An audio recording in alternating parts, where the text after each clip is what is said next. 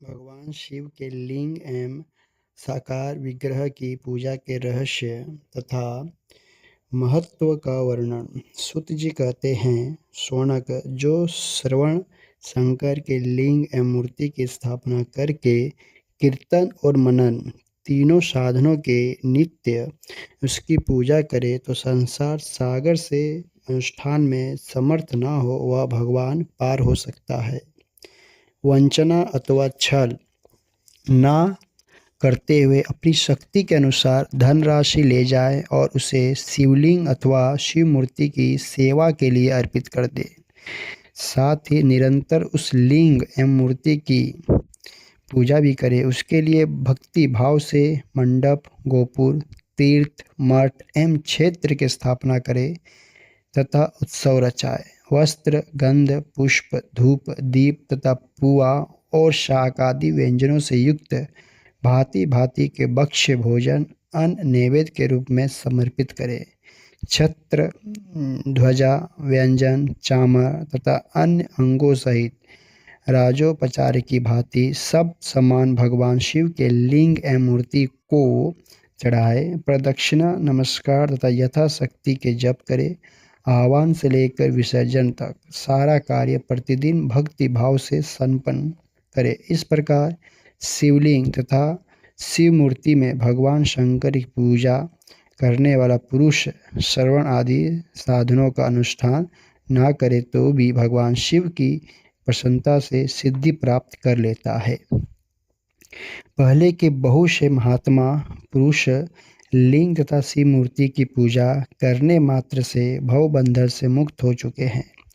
ऋषियों ने पूछा, मूर्ति में ही सर्वत्र देवताओं की पूजा होती है, लिंग में नहीं, परंतु भगवान शिव की पूजा सब जगह मूर्ति में और लिंग में भी क्यों की जाती है?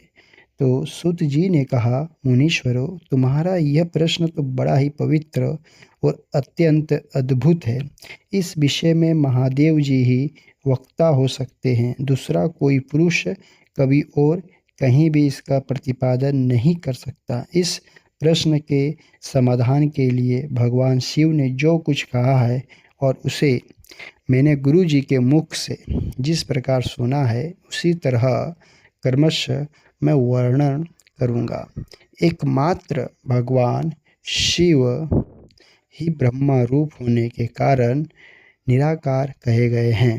रूपवान होने के कारण उन्हें शकल भी कहा गया है, इसलिए वे शकल और निष्कल दोनों है। शिव के निष्कल निराकार होने के कारण ही उनकी पूजा का आधारभूत लिंग भी निराकार ही प्राप्त हुआ है।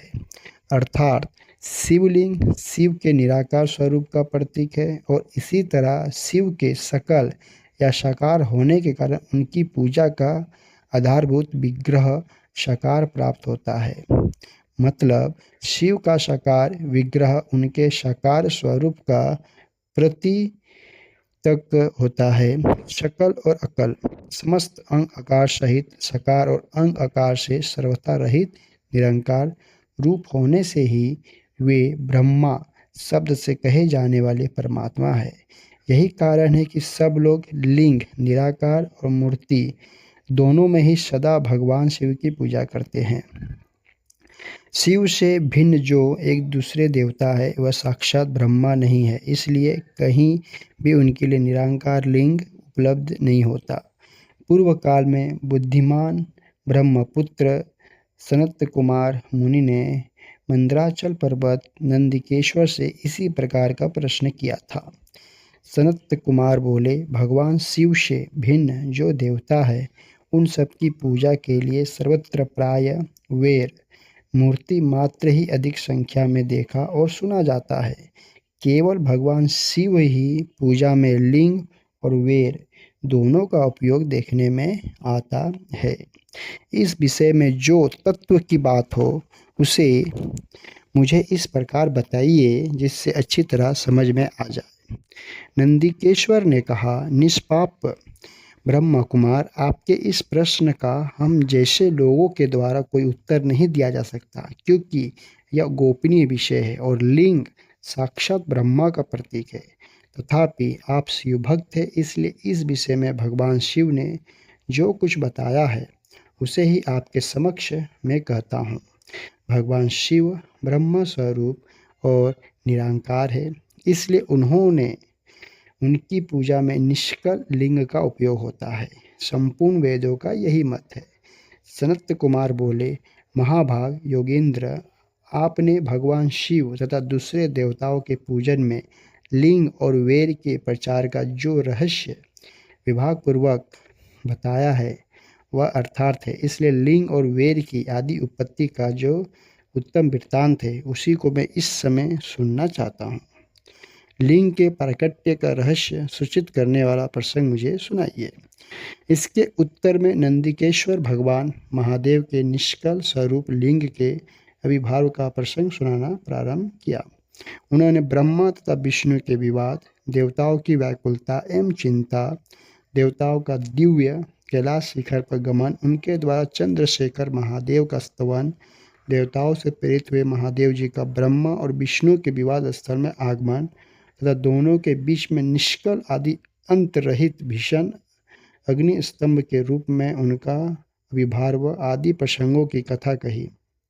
उसके बाद श्री ब्रह्मा और विष्णु दोनों द्वारा उस ज्योतिमय स्तंभ की ऊंचाई और गहराई था लेने की चेष्टा एवं केतकी पुष्प के शाप वरदान आदि प्रसंग भी सुनाए। अगले वीडियो में हम बताएंगे भगवान और विष्णु में युद्ध।